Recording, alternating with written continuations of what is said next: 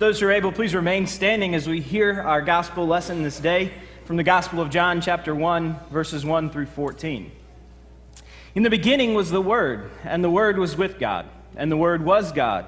He was in the beginning with God. All things came into being through him, and without him not one thing came into being. What has come into being in him was life, and the life was the light of all people.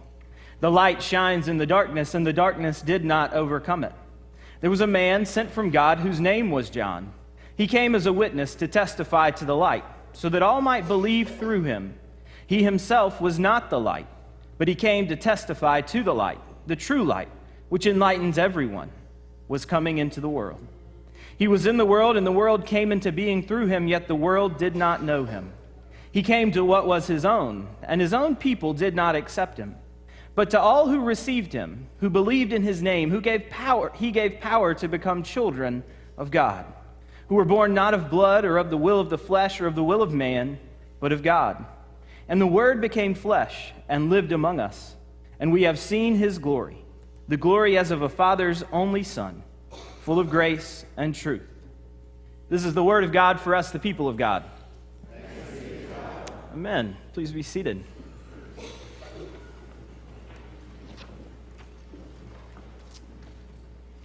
So one of the great privileges about my job, and it's a responsibility I share with Pastor Deborah and Sarah, our children's director, is doing children's chapel for our preschool.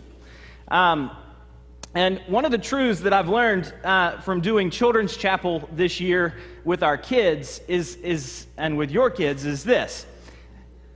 The kids in children's chapel, and I'm guessing a lot other kids, have been looking forward to Christmas since at least October. Right? I started asking them as we were talking about what was coming up. In October, I asked, hey, what's coming up? What's next? They skipped right over Halloween, past Thanksgiving, and they went straight to Christmas back in October. November, it was the same thing. Right past Thanksgiving, straight into Christmas. Anytime I'm assuming that if I asked them in September what's coming next, they'd have told me Christmas, but I didn't ask because that wasn't what we were doing in chapel that day. But October and November, both, they've been looking forward to it for a long time. And a lot of times, we adults in the church especially sometimes bemoan how early the ads and decorations begin with Christmas. But I think that all of it, our kids, their anticipation, their excitement for Christmas, as well as all of the stuff and ads and decorations, all that, it shows the importance of Christmas. The stores want to capitalize on the importance and make money off of it, sure. And we have to guard ourselves from getting caught in the consumption of Christmas. But the best way that we can do that is not by complaining. Instead, we need to proclaim why Christmas is important. And we need to invest ourselves in that why. The universal truth, I think, that Christmas fully realizes for us, the reason that our kids look forward to it, the reason that stores are so willing to try and capitalize on it and start the advertising for Christmas way back in October or September, the reason that all of that happens is because Christmas helps us to fully realize that gifts matter. Christmas shows us that gifts matter. They make an impact on us. We remember gifts. They communicate that we are loved and cared about in some way, despite some of the problems that come along with it. And this is why even people who disavow the church and Christianity still celebrate Christmas a lot of times.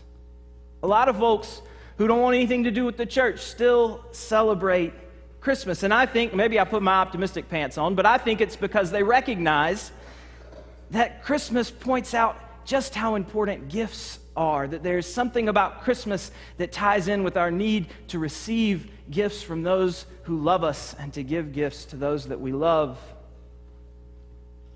This is why so many other religions and traditions include the practice of giving and receiving gifts, because gifts and gift giving is important. And ultimately, it's the receiving of gifts that makes the most impact on us. Call it our fallen nature or whatever it might be, but it's receiving gifts that seems to make the most impact on us. I would imagine that many of us can remember a particular Christmas because of an especially meaningful gift from someone who loved us. A special time and experience. It doesn't have to be a thing, but a gift that they gave us one Christmas made an impact on us.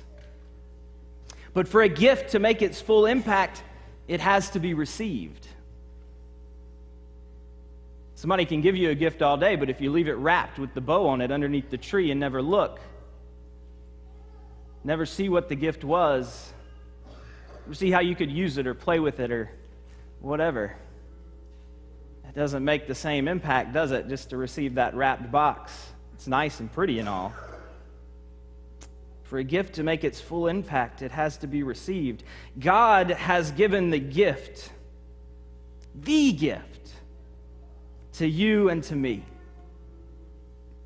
God has given the gift of Christmas to you and to me. God has given the gift of God's only Son to you and to me this Christmas, but we have to receive it.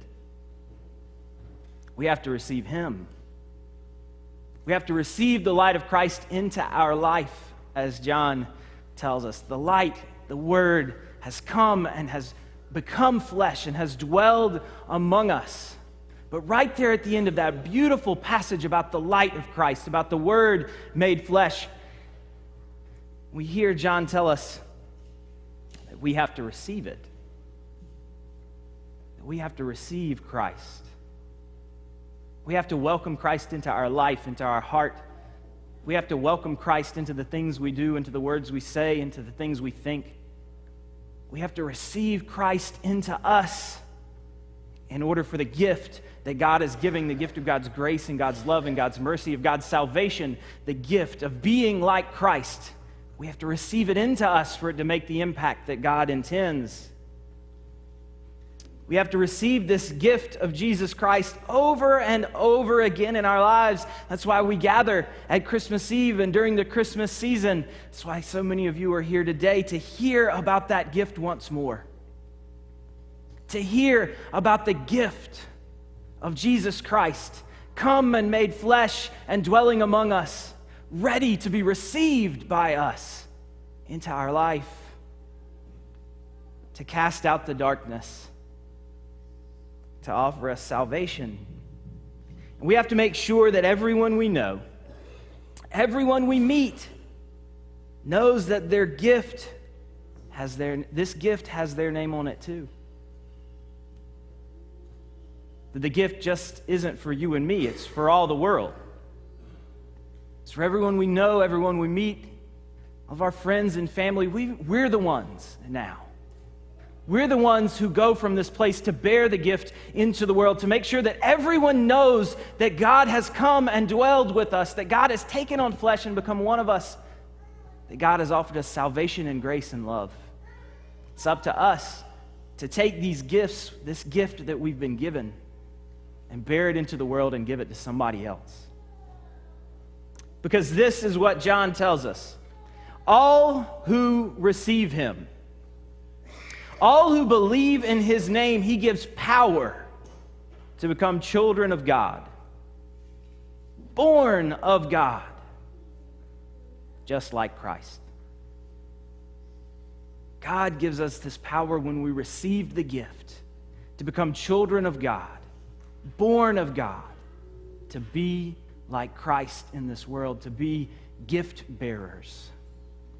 The gift of God's grace and God's love and God's mercy into the world, to give it to somebody else so that they can receive it, so that they can know it, so that they can know the light and love of Jesus Christ in their life.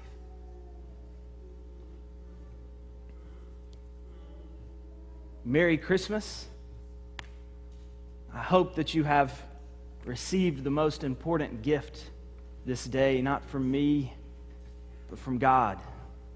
Christ come among us, dwelling in us, the light and love and power and word of God made flesh. Thanks be to God. Amen.